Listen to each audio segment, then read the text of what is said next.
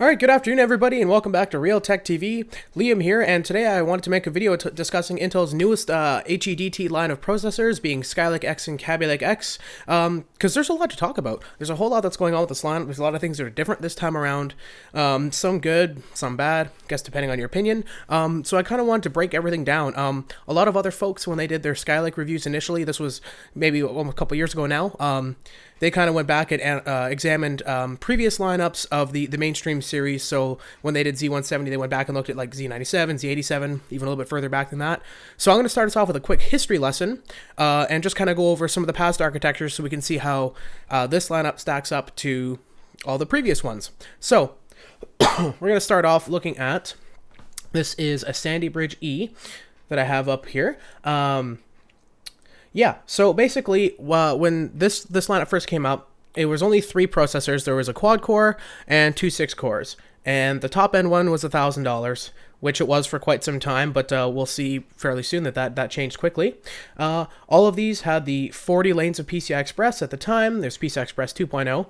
And, had various clock speeds and whatnot. But the main thing to keep in mind was 40 lanes of PCI Express and quad core on the entry level and 2 6-cores higher up. When we move on to looking at Ivy Bridge E, very similar setup. So they started off with a quad core, and then there was 2 6-cores. Basically the exact same setup. The only really huge difference, again, is going to be clock speeds. And with Ivy Bridge, they introduced PCI Express 3.0, which is, of course, what we're all still using today. So, Haswell E. This is where things start to get a little interesting. This came out, it was late summer 2014. I believe it was August of 2014. So, almost 3 years ago now still. And this is where things started to get interesting because they finally gave us a 6-core on the entry level. So the cheapest processor in this lineup was a 6-core, which was great. I mean, at the time, it was fantastic because now you could get a 6-core on the Intel side for, it was just shy of about $400. But what they did was they actually took away some of the PCI Express connectivity from the processor. So now your entry level is a 6-core, but you only get 28 lanes of PCI Express. So a little bit of a trade-off there. I myself have a 5820K, and I love it. I don't personally need all that much PCI Express. I mean, I have a video card and a sound card, and I still have enough lanes left if I wanted to add an NVMe SSD. So I'm quite happy this works for me, and I think it worked for a lot of other people too, and I think that's why they did it. But yeah, so they gave us an entry level on the 6-core with this one. Now, Broadwell E, which is the lineup that was just replaced, which was still top end like a couple weeks ago, about 2-3 weeks ago. This is where things start to get, again, a little bit even more weird. So they gave us still 6-core at the entry level, 6 cores, 1 step up. Now, the 8-core chip, which was previously the Extreme Series chip, which was the absolute top end, now became 1 step down, but the pricing didn't change. It was still $1,000. They gave us a 10-core CPU this with Broadwell E, which was awesome because, I mean, hey, it's hard to go wrong with more cores, right? But when you went from the 8-core at $1,000, step up to the 10-core, you went from $999 to $1,700, and in some places it was even more. Excuse me. So obviously there's quite a huge disparity there. You got a huge gap in pricing for for 25% more cores, you're paying about 70% more money. Not a lot of folks were too happy about that, myself included. Not to say I was buying one, because I don't have $1,700 or even $1,000 for that matter for a processor, but the point is just that, clearly some very, very, very large diminishing returns. I'm sure the margins on that processor were great for Intel. Anyway, but much like with Haswell E, the entry-level 6-core still only got 28 PCI Express lanes on this. So you can see here, the 6800K is a 6-core processor, 12 threads, and it only gets 28 PCI Express lanes, and it was actually slightly more expensive on launch. So people weren't super stoked about the price increase, and Broadwell E actually didn't overclock quite as well as some of the Haswell E processors, so it kind of made that small IPC gain kind of negated it in certain ways because, these, like I said, didn't overclock as well as some of the Haswell E processors. So a lot of people, if you didn't already have something, of course, this would have been the way to go. But if you already had something like a 5820K or anything from the Haswell E generation, there was not really much reason to upgrade. But anyway, that's about the end of our history lesson for today. So I know it was a little fast and I kind of blew through it a little quickly, but I just wanted to give you guys a little bit of an overview of where it has where it has come from and where it is now. So speaking of where it is now, let's talk about Intel unveils X-Series platform. Up to 18 cores and 36 threads, everything from $240 to $2,000. So, this is Skylake and Kabylake X. This is brand new. In fact, you can't even buy these just yet, but they're fully announced. The whole lineup has been announced by Intel. And I'm actually going to switch over to this next tab because I have this handy-dandy little chart here that we can all look at.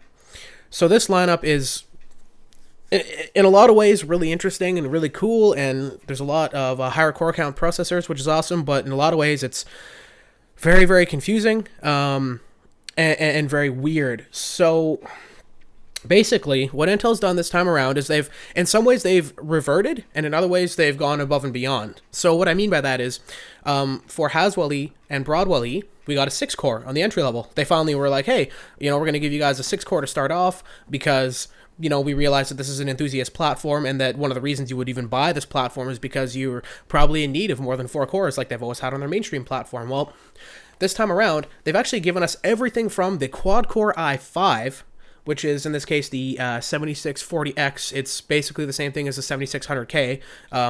They gave it a couple extra 100 megahertz, and that's pretty much about it, and converted it onto the new socket, of course.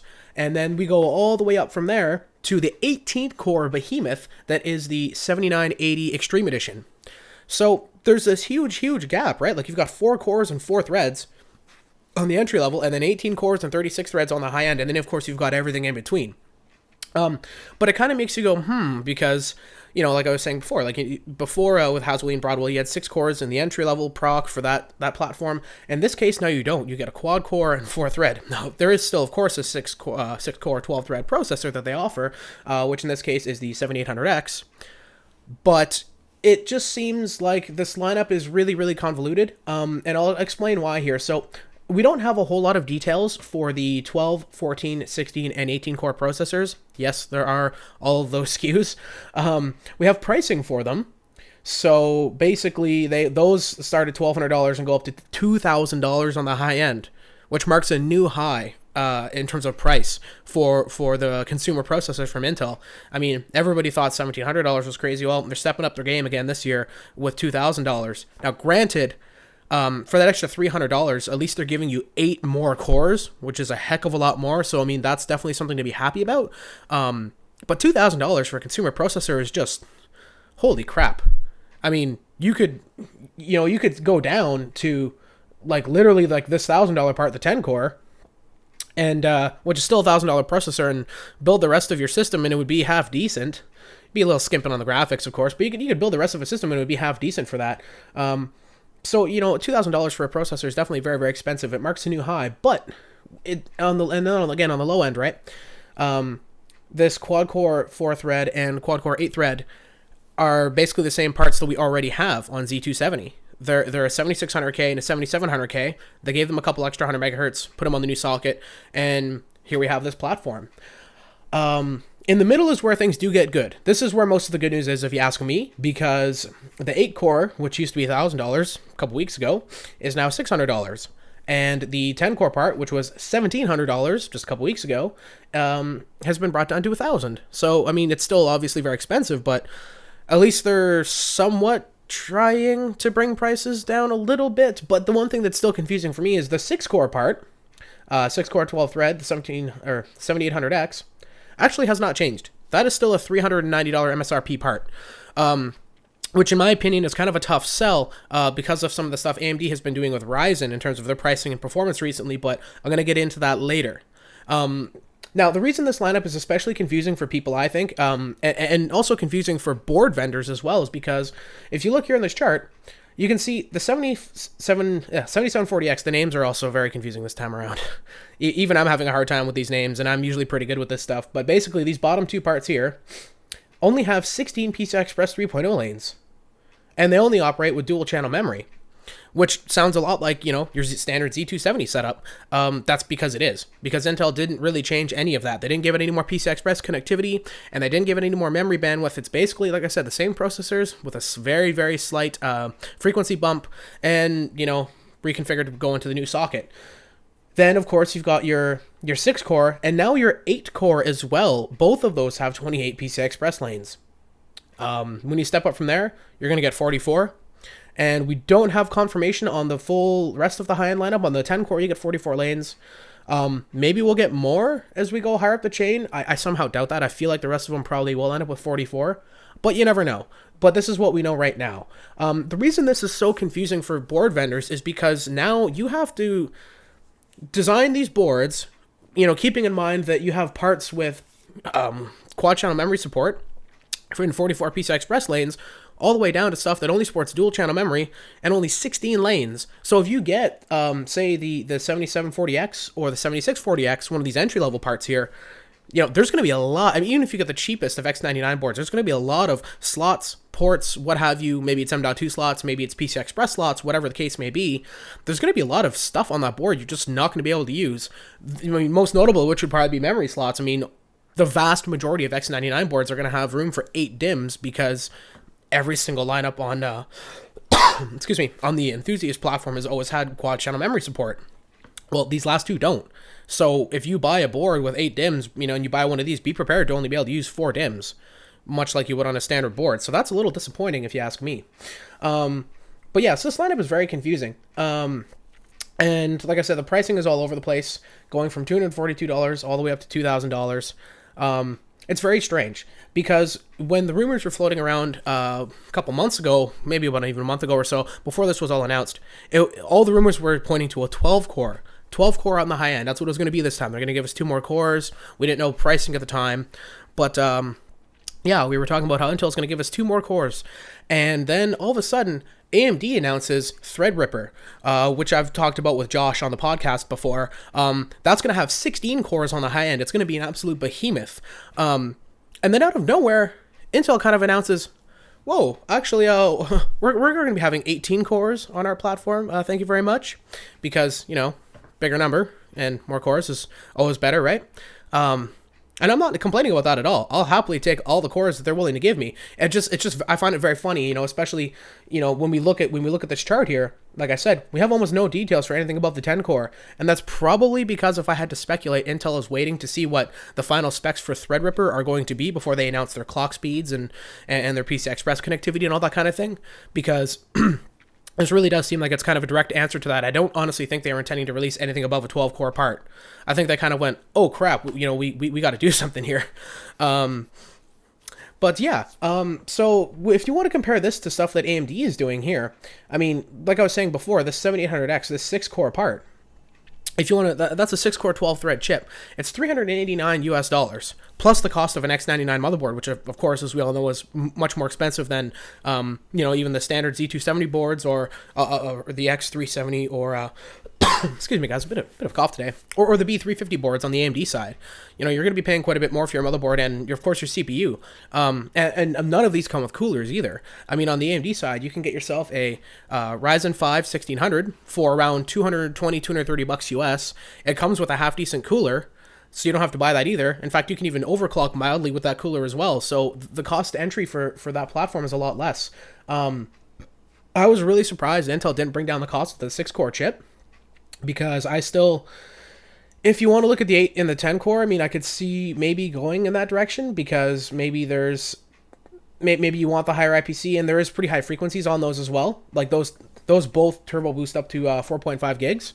The 6-core only boosts up to 4.0, which is the same speed as AMD's 8-core and 1600X parts.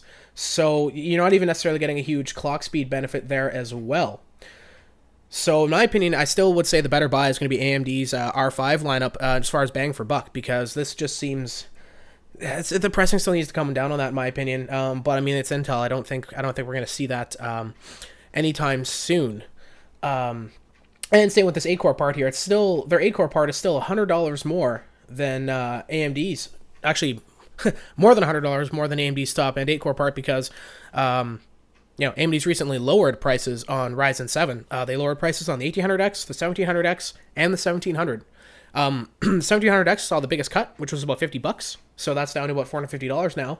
So, I mean, you can get something that's very, very comparable to this, for $150, as much as half the price, really, if you wanted to get a 1700 and then just buy a cooler and overclock it. They're both $300. So, I still have a hard time justifying. I still think Intel has a hard time justifying these prices. It's still a little bit too much in my opinion, especially again when you consider the price of an X299 motherboard, because those are typically more, like I said, than a lot of other boards out there. As far as comparing this to Threadripper, details on Threadripper are pretty light right now. Really, all we know is that the top end is going to be a 16 core part, and that all Ryzen Threadripper CPUs are supposed to have 64 lanes of PCI Express connectivity. Apparently, and allegedly 48 of which will be just for graphics. So you could have a 3-way Crossfire or SLI setup, and all of them can be running at 16x, which is awesome. I don't know how many people are going to do that, especially with NVIDIA's backing off of support for 3-way SLI and all that that's a whole different story. But, I mean, just the fact that you have that much connectivity available to you is fantastic. And as of, so far we've seen, Intel has nothing that can offer that much connectivity in their lineup. So, yeah, it's a very weird setup. And the other thing that I was going to mention as well, really briefly, was this article here. Intel's Core X series, Skylake X, and Kabylake X will not be using a soldered integrated heat spreader. So basically, all this means is just that, unlike with what AMD's been doing with Ryzen, which is they've been soldering their heat spreaders directly onto the CPU die for better thermal connectivity from the CPU and better spreading of the heat to get it out to your heatsink and get it away from your processor, which is good. Intel's basically just been using cheap thermal paste, or TIM, thermal interface material, I believe it stands for, like they have been for the past while, which, given their pricing, I think is kind of disappointing Intel, honestly. If AMD can do this on their cheapest Ryzen CPUs, I don't know what the logic or reason would be other than maybe save a couple bucks when you're going to sell me a $2,000 part. So that's kind of unfortunate as well. I don't know if any of you follow hardware that much, but earlier this year, people were deleting their Kabylake CPUs, the 7700K specifically. A lot of people were deleting that because the temperatures were so high. So what, are we gonna have to delit our HEDT parts now too, Intel, because you're too cheap to just put some solder on there? I don't know. I guess we'll find out, but it's a little disappointing if you ask me. It's a little disappointing. All these weird things going on with this lineup. It's very, very strange.